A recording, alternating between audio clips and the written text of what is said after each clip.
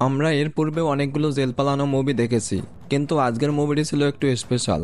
কারণ আজকের জেল পালানোটি ছিল ইতিহাসের সব থেকে বড় জেল পালানো, যেখানে 49 জন সাধারণ কয়েদি এমন সব মাস্টার প্ল্যান করে সেখান থেকে বেরিয়ে যায় যা দেখলে তার রেশ আপনার মাথায় সারা জীবন থেকে যাবে। আর সব থেকে অবাক করা বিষয় হলো এই মুভিটি সত্য ঘটনা নিয়ে নির্মিত। তো আজকের এই ভিডিওতে আমি এক্সপ্লেন করছি জেল ব্রেক প্যাক্ট মুভিটির সম্পূর্ণ বাংলা এক্সপ্লেন। সময়কালটা ছিল 1988 সাল, আর আমাদের দেখানো হয় চিলির সেন্টিয়াগো নামে একটি জেল, যেখানে আজকে নতুন করে 120 জন কয়েদিকে আনা হয়েছিল। আর তাদের প্রধান অপরাধ ছিল রাজনৈতিক বিষয়ে কথা বলা। তো এই জেলটি ছিল কয়েদিদের সংখ্যার তুলনায় অনেক ছোট, যার কারণে প্রায় এখানে গোলমাল লেগে যায়। কিন্তু আজকে একটু বেশি ঝামেলা হচ্ছিল, যার কারণে জেলের ওয়ার্ডেন আন্ডারডে সেখানে আসে। এরপর তিনি সেখানে দায়িত্বে থাকা কলবির নামে একজন লোককে বলেন এরপর থেকে যে কয়েদিগুলো ঝামেলা করবে তাকে চরমভাবে মারধর করবে। আর আজকে যে 120 জন কয়েদি এলো তাদেরকে আলাদা সেলে রাখবে, কারণ তারা হলো রাজনৈতিক কয়েদি, তারা ভীষণ চালাক।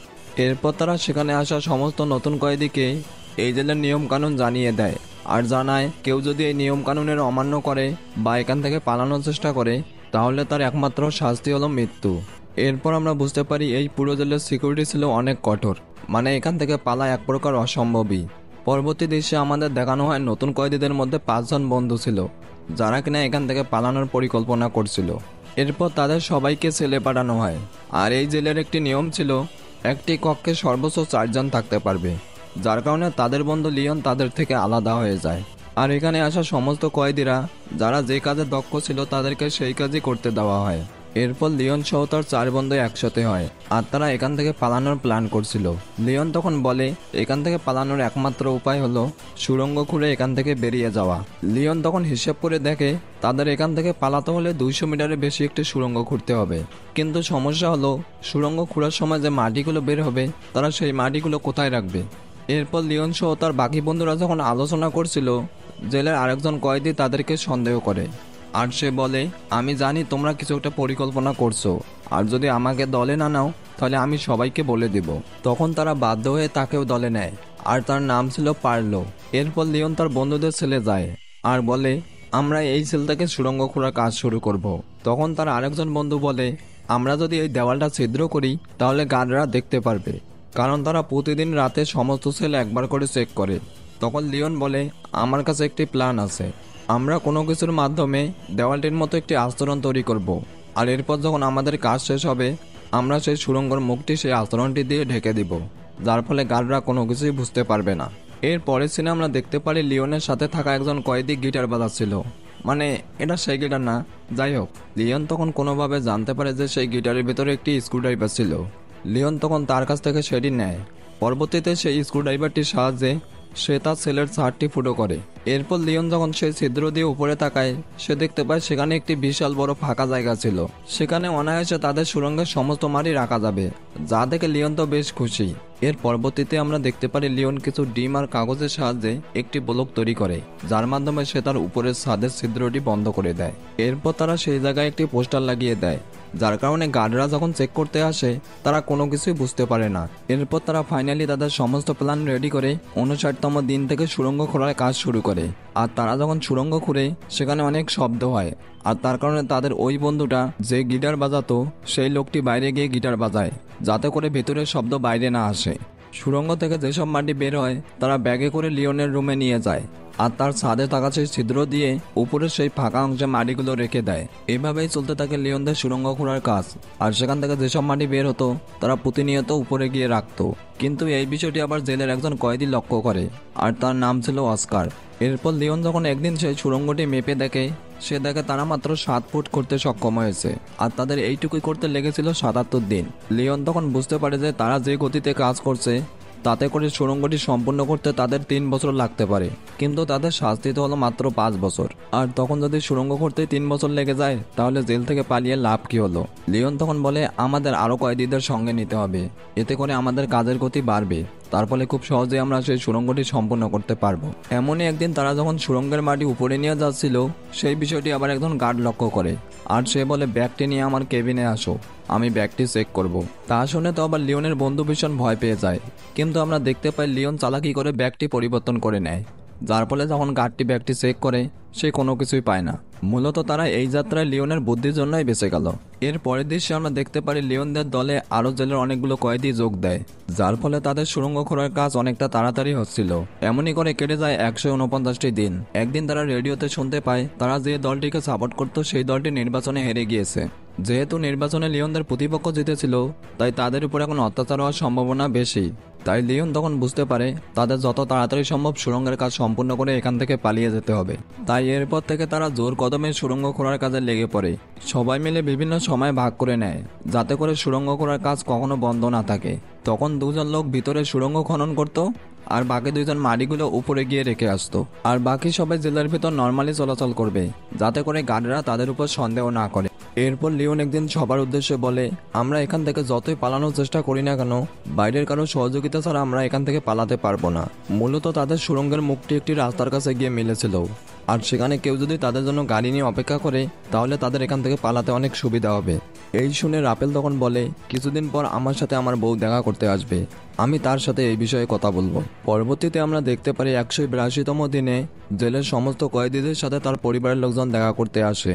রাপেল তখন তার বউকে সমস্ত ঘটনা খুলে বলে আর তার কাছে সাহায্য চায়। রাপেলের বউ তখন তাদেরকে এই বলে আশ্বাস দেয় যে সে তাদেরকে সহযোগিতা করবে। পরবর্তী দৃশ্যে দেখানো হয় লিওনদের সুড়ঙ্গ খুঁড়তে খুঁড়তে 200-রও বেশি দিন কেটে গিয়েছিল, কিন্তু হঠাৎ একদিন জেলের গার্ডরা দিনের বেলায় জেল চেক করতে আসে। এতে করে লিওনরা ভীষণ ভয় পেয়ে যায়, কারণ জেলাররা সাধারণত রাতের বেলা চেক করতে আসতো, আর এত অল্প সময়ের মধ্যে জেলের সমস্ত কিছু ঠিক করা সম্ভব ছিল না। তখন রাপেলরা বুদ্ধি করে জেলারদের সাথে মারামারিতে লিপ্ত হয়। এতে করে এই সুযোগে লিওনরা রুমের সমস্ত কিছু ঠিক করে ফেলে। কিন্তু লিওনরা যেহেতু জেলের আইন অমান্য করেছিল, তাই তাদেরকে শাস্তি স্বরূপ তাদের শরীরের সমস্ত কাপড় চোপড় খুলে রোদের মধ্যে রেখে দেওয়া হয়। পরবর্তী দৃশ্যে আমরা দেখতে পারি রাপেলের বউ লিওনের বাবার কাছে যায় আর লিওনদের জেল থেকে পালানোর জন্য সহযোগিতা করতে অনুরোধ করে। আর আমরা দেখতে পাই তার বাবা মুহূর্তে রাজি হয়ে যায়, কারণ সে তার ছেলেকে ভীষণ ভালোবাসতো। অন্যদিকে লিওনদের সুড়ঙ্গ খুঁড়তে খুঁড়তে প্রায় 400 দিন কেটে যায়, আর আমরা দেখতে পাই লিওনদের সুড়ঙ্গ এতটাই বড় হয়ে গিয়েছিল যে সেখানে অক্সিজেনের অভাব দেখা দেয়, যার ফলে তাদের একজন সহযোগী কাজ করার সময় অক্সিজেনের অভাবে অজ্ঞান হয়ে যায়। লিওন তখন সেখানে একজন কয়েদিকে দেখতে পায় যার কাছে একটি মোটর ছিল। লিওন তখন সেই লোকটিকে তাদের দলে নেয় আর মোটরের মাথায় পাখা লাগিয়ে একটি পাইপের সাহায্যে সুড়ঙ্গের ভিতরে বাতাস প্রবেশ করায়। এতে করে তাদের অক্সিজেনের সমস্যাটি সমাধান হয়। এভাবে সুড়ঙ্গ খুঁড়তে খুঁড়তে লিওনদের 400 দিন পেরিয়ে যায়। আর একদিন আমরা দেখতে পারি জেলের ওয়ার্ডেন একজন কয়েদিকে ডেকে নিয়ে যায় আর তাকে বলে, জেলের ভিতরে কী সব গোপন কাজ হচ্ছে তুমি যদি আমাকে জানিয়ে দাও তাহলে আমি তোমাকে এই জেল থেকে মুক্তি দিব। আর এই লোকটির নাম ছিল বিকট। সে এরকম একটা অফার পেয়ে জেলারদের শর্তে রাজি হয়ে যায়। অন্যদিকে আমরা দেখতে পারি লিওনদের সুড়ঙ্গ খোঁড়ার কাজ প্রায় শেষের দিকে। সে তখন সুড়ঙ্গটি ফুটো করে তার উপর দিয়ে রং ছড়িয়ে দেয়, যাতে করে রাপায়েলের স্ত্রী তাদের সুড়ঙ্গের অবস্থান বুঝতে পারে আর সেই জায়গায় তাদের জন্য গাড়ি নিয়ে অপেক্ষা করে। এর পরের দৃশ্যে আমরা দেখতে পারি লিওন একটি পঙ্গু আসামির সাথে কথা বলছিল, আর তার এই করুণ অবস্থা দেখে লিওনের বেশ মায়া হয়। সে তখন বলে, আমরা এখান থেকে পালানোর জন্য একটি সুড়ঙ্গ তৈরি করেছি। সেই লোকটি তখন মন খারাপ করে বলে, আমি তো অসুস্থ, আমি চাইলেও এখান থেকে পালাতে পারবো না, উল্টো তোমাদের সমস্যায় ফেলবো, কিন্তু আমি মন থেকে চাই তোমরা এখান থেকে পালিয়ে যাও। এর পরবর্তী সিনে আমরা দেখতে পারি লিওনরা একটি দিন ঠিক করে যেদিন তারা পালিয়ে যাবে। মূলত তারা যেদিন পালানোর চিন্তা করেছিল সেদিন জেলের সমস্ত কয়েদিদের সিনেমা দেখানো হয়, আর তারা এই সুযোগে সেখান থেকে পালিয়ে যাবে। এরপর দেখতে দেখতে সেই দিনটা চলে আসে। সবাই যখন সিনেমা দেখছিল, লিওনের টিমের সবাই তখন এক এক করে সেখান থেকে বাইরে যাচ্ছিল, আর এই বিষয়টি আবার বিকট নামে সেই লোকটি দেখে ফেলে। পরবর্তীতে আমরা দেখতে পাই সবাই এক এক করে সুড়ঙ্গের ভিতরে প্রবেশ করে, আর সবার সামনে ছিল রাপেল। সে তখন প্রথমে বাইরে গিয়ে আস্তে আস্তে সবাইকে সুড়ঙ্গের ভিতর থেকে বের করছিল। অন্যদিকে আমরা দেখতে পারি বিকট নামে সেই লোকটি লিওনদের রুমের দিকে যাচ্ছিল, আর তখন সেই পঙ্গু লোকটি তাকে বাধা দেয়, যাতে করে লিওনরা নিশ্চিন্তে সেখান থেকে পালাতে পারে। কিন্তু বিকট তখন সেই লোকটিকে মারধর করে সেখান থেকে চলে আসে। এদিকে সবাই সুড়ঙ্গ দিয়ে বের হলেও সর্বশেষে বাকি ছিল অস্কার, আর তখনই সেখানে বিকট চলে আসে। সে তখন সুড়ঙ্গটি দেখে বুঝতে পারে সবাই এই জেল থেকে পালিয়ে যাচ্ছিল, আর তাই সে তখন জেলারকে ডাকতে যায়। অস্কার তখন বিপদ বুঝতে পেরে বিকটকে বাধা দেয়, আর শুরু হয় তাদের মধ্যে মারামারি। একটা পর্যায়ে গিয়ে আমরা দেখতে পারি অস্কারই অনেকটা জখম হয়ে যায়, কিন্তু এরপরেও সে বিকটকে বাধা দেয় আর তাকে অজ্ঞান করে দেয়। কিন্তু এই মারামারির ফলে অস্কারই অনেকটা আহত হয়ে গিয়েছিল, যার ফলে সে সেখান থেকে কোনো মতেই পালাতে পারছিল না। এদিকে সমস্ত কয়েদিরা সুড়ঙ্গ থেকে বেরিয়ে নদী পার হয়, আর নদীর উপরেই ছিল একটি ব্রিজ। রাফেলের স্ত্রী তখন একটি বাস নিয়ে আসে, এতে করে সবাই পালাতে পারে। সমস্ত কয়েদিরা একে একে বাসে উঠলে রাফেল খেয়াল করে যে এখনো অস্কারই আসেনি।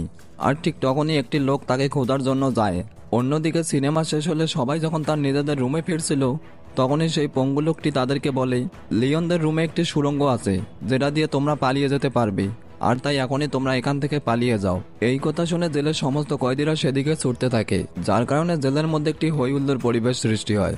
তখন জেলাররা সাইলেন্ট বাজিয়ে দেয় আর পুরো জেল লকডাউন দিয়ে দেয়। এভাবে অনেকক্ষণ অপেক্ষা করার পরও যখন অস্কারই আসছিল না, তারা তখন বাধ্য হয়ে বাসটি ছেড়ে দেয়। কিন্তু আমরা দেখতে পাই শেষ মুহূর্তে সেই লোকটি ফিরে আসে, কিন্তু তার সাথে অস্কারই ছিল না। মানে এখানে অস্কারই তার নিজের জীবন বিসর্জন দিয়ে তাদেরকে এই জেল থেকে পালাতে সহযোগিতা করলো।